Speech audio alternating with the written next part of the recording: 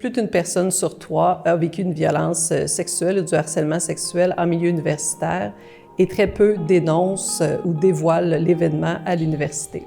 Les violences sexuelles comprennent de nombreux comportements, gestes ou paroles tels que les blagues de nature sexuelle non désirées, la tentative d'agression sexuelle, les attouchements sur ou sous les vêtements. Ça peut être aussi la mise en place d'une coercition sexuelle, c'est-à-dire des menaces ou de la manipulation dans le but d'obtenir des faveurs sexuelles. Les violences sexuelles en milieu d'enseignement supérieur peuvent se passer à l'intérieur ou à l'extérieur des murs de l'établissement. Donc, ça peut se passer pendant des initiations, pendant des cours, en ligne. Dans le cadre d'un encadrement pour un projet de recherche, quand on est au cycle supérieur, mais aussi quand on travaille et qu'on a un supérieur ou une supérieure hiérarchique. Il y a certaines personnes qui sont plus à risque de vivre du harcèlement et des violences sexuelles à l'université. Les personnes de la diversité de genre et sexuelle, les minorités visibles, les personnes en situation de handicap, les personnes de la communauté autochtone, les étudiants et étudiantes de l'international,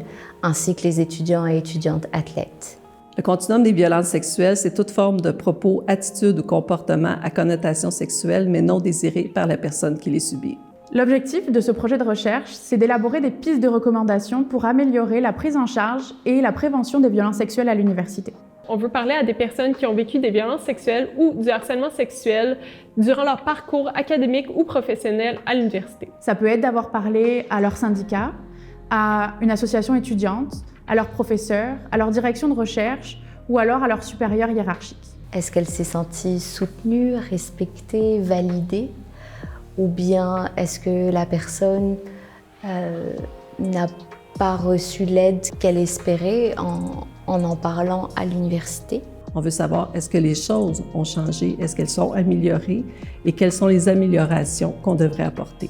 Donc les témoignages sont confidentiels et vont nous permettre de mieux cerner les besoins d'accompagnement des personnes victimes lors de leur signalement aux universités.